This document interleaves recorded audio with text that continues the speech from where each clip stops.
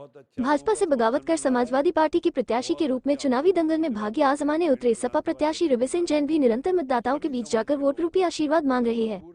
जय हिंद न्यूज से बातचीत में सपा प्रत्याशी ने कहा कि जनता उनके साथ है और जनता के आशीर्वाद से ही 3 तारीख को परिणाम उनके पक्ष में आएंगे। उन्होंने कहा कि भिंड में बड़ी संख्या में जैन समाज के वोटर होने के बावजूद भी कांग्रेस और भाजपा उपेक्षा करती रही है। इसी उपेक्षा को अपेक्षा में बदलने के लिए वे भाजपा छोड़कर समाजवादी पार्टी से मैदान में उतरे हैं।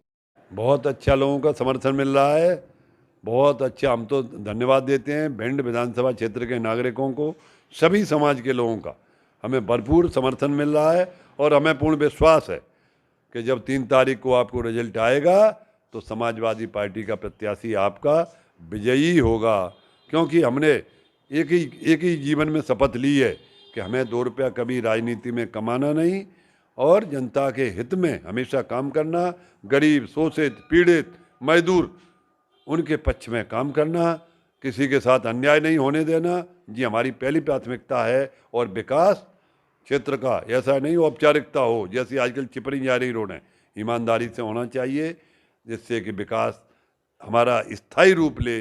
कम से कम रोडें हमारी 20 साल तो चलें, ये तो यहाँ 6 महीने में ख़त्म हो जाती हैं। ऐसी स्थिति से हमें बचाना हमारा उद्देश्य है कि समझ के बचें। और एक बात बड़ी स्पष्ट है कि हमने जो आपको पहले भी कही, आज फिर कह रहे हैं कि भिंड को आज जिन चीज़ों की ज़रूरत है, जैसे मेडिकल कॉलेज, सैनिक कॉलेज, पर ये वहाँ नहीं होना चाहिए कि जाके मालपुर पहुँच जाए, कि इटावा पहुँच जाए। हमारा होना चाहिए 5-7 किलोमीटर के रेडियस में, जिससे कि भिंड जनपद के हमारे लोगों को इसका लाभ मिले, भिंड के लोग लाभान्वित हों। ऐसे ही हमारी जो मांग है कि नए गाँव क्षेत्र में, उमरी क्षेत्र में डिग्री कॉलेज की स्थापना हो, ये निश्चित रूप से होना चाहिए। उमरी को नगर पंचायत का दर्जा मिलना चाहिए और भिंड से दिल्ली, भोपाल, अहमदाबाद आदि के लिए ट्रेनें भरपूर मिलें, ये सब हमारी मांग का हिस्सा है। और ओबीसी वर्ग के लिए विशेष रूप से जो अभी प्रधानमंत्री जी ने किया है, उसमें ओबीसी वर्ग की महिलाओं के लिए कोई आरक्षण नहीं है। उसमें हम प्रधानमंत्री जी से भी निवेदन करते हैं कि ओबीसी वर्ग की महिलाओं के हित में, आप चूँकि महिलाओं के हित में काम कर रहे हैं, उनके लिए काम करिए और उनको उनका अधिकार दीजिए।